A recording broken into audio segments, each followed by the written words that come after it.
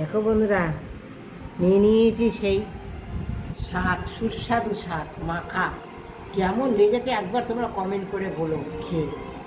এটা এত সুস্বাদু হয় না, এইভাবে মাছটাকে বেটে নিয়ে কালো জিরা কাঁচাটা বেটে রসুন বেটে তারপরে একটুখানি টালিয়ে নেওয়া, দারুণ সুস্বাদু হয়।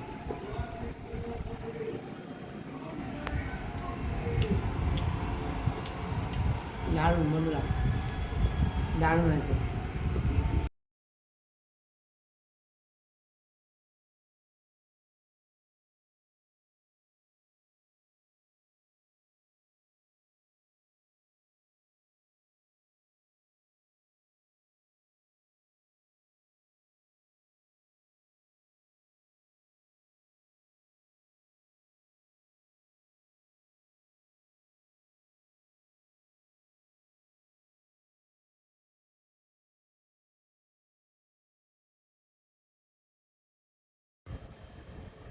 দেখো বন্ধুরা, আর তোমরা তো দেখলে আমি কচু শাক তুলতে গেছি বাগানে। আর সেই কচু শাক দেখো কি ধরনের তুলেছি, সবাই যে মোড়ানো, একদম কচি কচি পাতা। এই এই দিয়ে হবে দারুণ সুস্বাদু একটা রেসিপি।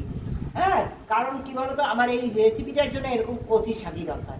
হ্যাঁ, তোমরা অবশ্যই কচি শাকটা নেবে। মাঝখানে যে কচি শাকটা বেরোয় এরকম মোড়ানো থাকে, এরকম দেখো হালকা পাতা রং, এরকম এই শাকটাই নিতে হবে, তবেই রেসিপিটা দারুণ সুস্বাদু হবে। তোমরা সঙ্গে থাকো, দেখো কি বানাই এটা। সুন্দর করে বেছে ধুয়ে কেটে নিচ্ছি আমি। কেটে নিয়ে তোমরা আমার সঙ্গে থাকো, খুব ভালো লাগবে খেতে। কচি শাক তুলে নিয়েছি, তবুও এই যে উপরের যে শিরের উপরে যে ছিলকাটা থাকে না, এইটা এইভাবে তুলে নেবে তোমরা। এই দেখো সব আমি এইভাবে তুলে নিয়েছি, সমস্ত পাতার এইভাবে আমি শিরগুলো তুলে নিচ্ছি। কারণ আমি যে রেসিপিটা করব না, যতটা তোমরা এইভাবে স্মুথ স্মুথ একটা পাতা চাই, তা স্মুথ পাতা চাওয়ার জন্য আমাদের অবশ্যই এই টিপসগুলো অবশ্যই অবলম্বন করতে হবে। দেখো এই যে এইভাবেই আমি তুলে ফেলে দিচ্ছি। এগুলো ফেলে দিলে শাকটা খুব স্মুথ হয়ে যাবে। হ্যাঁ, খেতেও ভালো হবে আর রান্না করতেও খুব ভালো হবে। সামান্য জল, হ্যাঁ জলটা ফুটে উঠেছে, দিয়ে দেবো একটু লবণ পরিমাণ মতো। এই শাকটা আমি একটু হলুদও দিয়ে দেবো সামান্য বন্ধুরা, অল্প একটু হলুদ দিয়ে দেবো। দিয়ে এটা শাকটা সেদ্ধ করে নেব। দেখো অল্প করে হলুদ দিয়ে দিলাম। একবার এইভাবে খেয়ে দেখো আমি যেভাবে করছি। হ্যাঁ, শাকটা সিদ্ধ দিয়ে দেবো জলে, সামান্য জলে সিদ্ধ করে নেবো। জলটা পুরো শুকিয়ে নেবো, জলটা ফেলবো না বন্ধুরা। হ্যাঁ, জলটা একদম ফেলবো না। হ্যাঁ, জলটা পুরো শুকিয়ে নেবো, এদিক ওদিক লাগিয়ে নেবো বন্ধুরা। নুন হলুদটা চারিদিকে লাগিয়ে নেবো, লাগিয়ে নিয়ে ঢেকে দিয়ে দেবো, ঢেকে বসিয়ে রাখবো। শাকটা একটু সিদ্ধ করে নিই, তারপর তোমরা আমার সঙ্গে থাকো। দেখো বন্ধুরা, শিলে নিয়ে নিয়েছি সামান্য একটু চিনি, নিয়ে নিয়েছি কাঁচা কালো জিরে, কাঁচা রসুন, আর এই যে শাকগুলো সিদ্ধ করে নিয়েছি এই শাকগুলো নিয়ে নেব। হ্যাঁ, আগে এই তিনটে জিনিস আগে বেটে নেব। শাকের সঙ্গে এটা ভালো ভাটা হবে না, তাই আগে এই তিনটে জিনিস আমি খুব ভালো করে বেটে নেব। এদিকে দেখো শিলে আমি বাটা শুরু করেছি, তোমরা দেখতে পাচ্ছ। আর এদিকে কড়াই চাপিয়ে দিয়েছি, কড়াইতে সামান্য তেল দিয়েছি। তেলের মধ্যে দিয়ে দেবো একটা গোটা শুকনো লঙ্কা, আর অল্প সামান্য এখন দেবো ফোড়ন একটু কালো জিরে, সামান্য একটু কালো জিরে ফোড়ন দেবো। এবার সঙ্গে থাকো, আশা করি তোমাদের খুব ভালো লাগবে, ভীষণ ভালো লাগবে, দারুণ একটা রেসিপি হতে চলেছে। দিয়ে দেবো এই দেখো এই একটা কাঁচা লঙ্কা চেরা, এটাও ভেজে নিতে হবে অবশ্যই। হ্যাঁ, আর দিয়ে দেবো রসুন, রসুন কুচিয়ে নিয়েছি বন্ধুরা,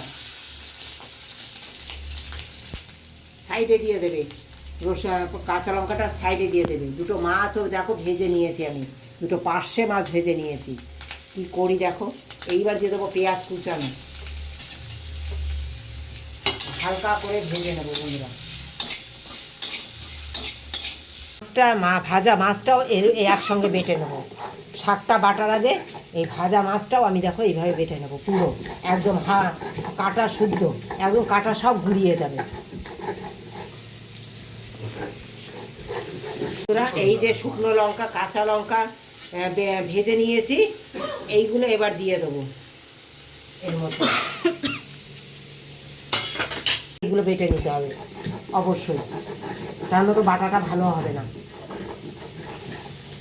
অবশ্যই এইরকম আগে বেটে নিতে হবে, কালো জিরে, রসুন, শুকনো লঙ্কা, কাঁচা লঙ্কা সব বাটাটা আগে করে নিতে হবে, তারপরে শাকটা বাটতে হবে, মাছটাও আগে বেটে নিতে হবে।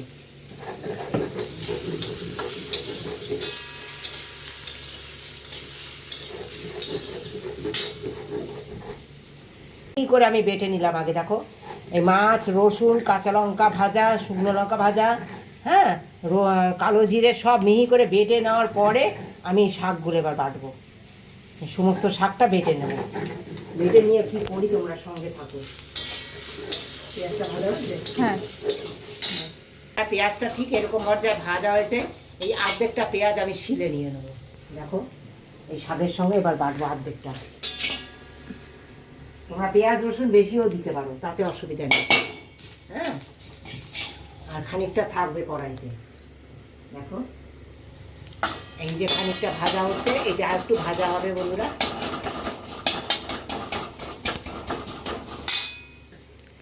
এবার এই পেঁয়াজটাও বেটে নেব।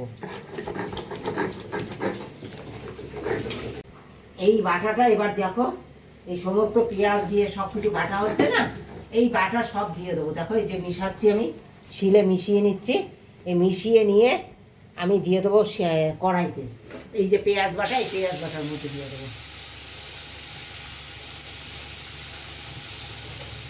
আরও কি দেবো শেষে, তোমরা আমার সঙ্গে থাকো, একদম স্কিপ করে কেউ দেখো না বন্ধুরা। লাস্টে কি দেবো যে আরও সুস্বাদু হয়ে উঠবে। অনেক রকম তো খেয়েছো কচুর শাক, কিন্তু একবার এইরকম কচুর শাক খেয়ে রেখে।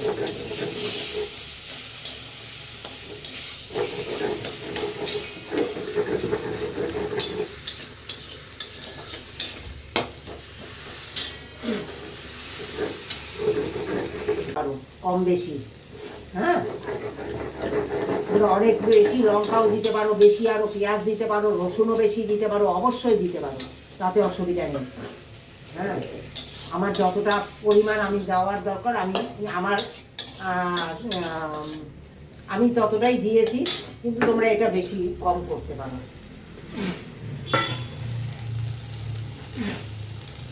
দেখো বন্ধুরা, এবার সবটা দেখো একটু শুকিয়ে নেব, একটু শুকিয়ে নেবো আমি, তোমরা আমার সঙ্গে থাকো।